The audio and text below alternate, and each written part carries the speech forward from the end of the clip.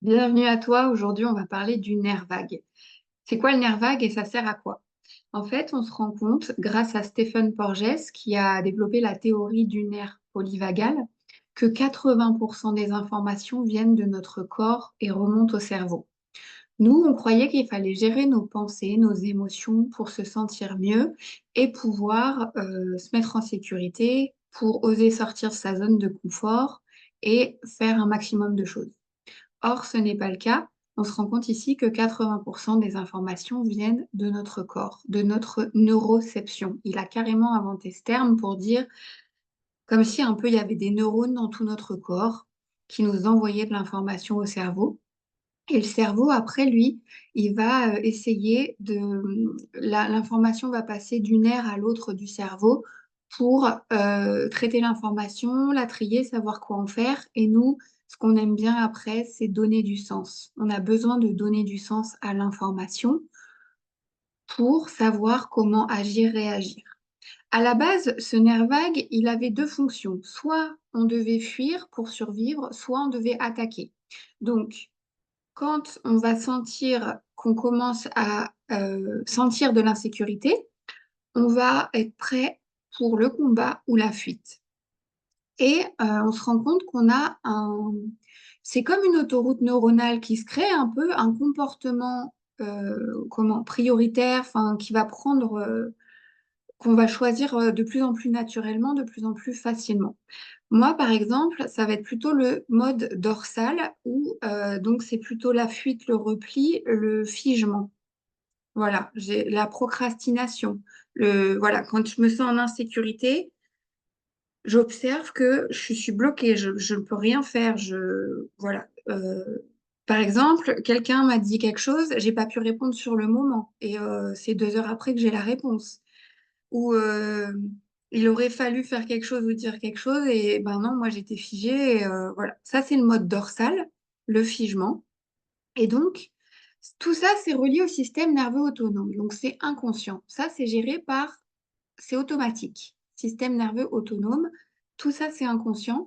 Donc, en fait, de prendre conscience que le nerf vague existe et comment ça fonctionne, on va pouvoir observer et faire remonter des choses à la conscience. Et c'est ça qui est super intéressant. Le mode dorsal, la fuite, le repli, j'aime bien donner cet exemple. C'est comme quand les opossums dans l'âge de glace, ils font semblant d'être morts. Ça, c'est voilà. Ça, c'est le figement, c'est le dorsal. Et de l'autre côté, tu as le combat. Toujours prêt, être prêt au combat, c'est être toujours activé dans le sympathique, ça s'appelle. Le sympathique, donc c'est dès que j'ai des signaux d'insécurité de la part de mon système, je suis en mode combat. Ça veut dire être en activité tout le temps, avoir besoin de sport, avoir besoin de faire tout le temps quelque chose. Si je te parle de méditation alors que tu es plutôt quelqu'un qui part vite en sympathique, tu vas me dire, ça me gonfle la méditation, moi, c'est pas possible, je peux pas me poser. C'est quelque chose que ton système a enregistré comme insécure de ne rien faire. Ça peut être aussi quand tes parents ils te voyaient ne rien faire, ils te disaient, oh, tu t'actives ou quoi? Et voilà, on a enregistré tout un tas d'informations avec nos expériences, on mémorise, on mémorise, on mémorise, et on crée un comportement prioritaire. Comment? Voilà, qui va prendre le dessus, quoi. Ça devient comme une habitude, un comportement, et c'est ancré ensuite. Donc, tout l'enjeu de venir réguler ce nerf vague, c'est de voir quand je vais passer en sympathique, quand je vais passer en dorsal, et de revenir petit à petit en ventral. Le ventral, c'est le lien, je me sens bien, j'ai envie d'être curieux, j'ai envie de créer, j'ai envie de... Voilà, c'est la curiosité, la compassion, l'ouverture, le calme, la clarté, voilà. Ça, je suis en lien là, tu vois, je suis en train de t'expliquer tout ça, je me sens bien, je suis en confiance, et j'ai envie de, voilà, je suis curieuse de savoir ce que tu en penses, je suis dans l'ouverture. Et donc, on a besoin des 3 états. Tout au long de la journée, on passe par ces 3 états tout au long de notre vie. Donc ça, c'est complètement normal. C'est le système nerveux autonome qui fait son travail. Mais au fur et à mesure des comportements, des situations qui se répètent, du stress, des choses qui nous activent, eh ben, on va passer de plus en plus rapidement soit en sympathique pour s'activer, être dans le combat, soit en dorsal se figer, ne pas savoir quoi faire, procrastiner, et donc ensuite se sentir pas assez. Voilà, on voit bien que l'état qui s'engage, cet état ne nous convient pas, ne nous permet pas de fonctionner de manière optimale. Et c'est tout le sujet, puisque le système nerveux autonome n'est là que pour nous garder en vie. Donc, il nous permet de survivre, il nous permet de faire face à des événements, à des épreuves. Et puis, on va traiter l'information de la meilleure façon qui soit. Je vous parle souvent, voilà, après moi, par exemple, mes épreuves, ça a été le travail refuge, le sommeil refuge, parce que le temps que le corps traite l'information, le cerveau, enfin voilà, que tu arrives un peu à refaire de la clarté dans tout ça, tu vas quelque part où tu te sens utile, ou tu vas dans ton lit où tu te sens en sécurité. Et ça, c'est sécurisant. Ton système, il est bien, il se sent bien. Tu sais ce que tu as à faire. Et puis, ça sécurise un peu ta zone. Ça te remet une zone de confort, hein, après des tsunamis de ta vie, quoi, hein. Avoir perdu quelqu'un, un accident, peu importe. On a tous, voilà, des épreuves.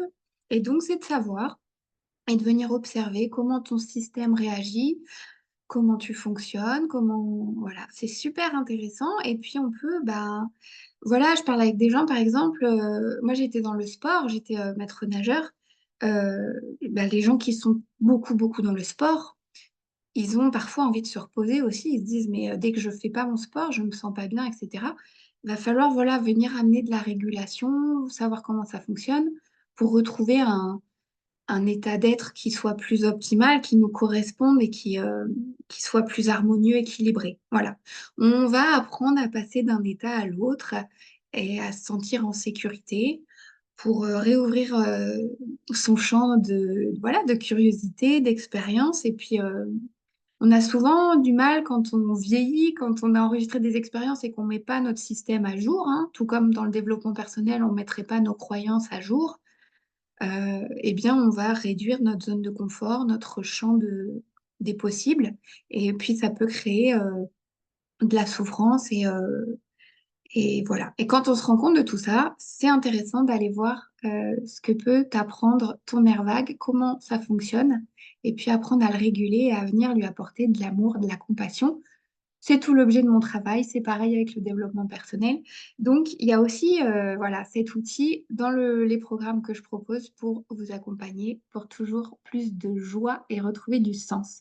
Je te souhaite une belle journée, j'espère que cette vidéo a été utile. D'ailleurs, si c'est le cas, pense à mettre un petit pouce, ça me fera toujours plaisir. Belle journée.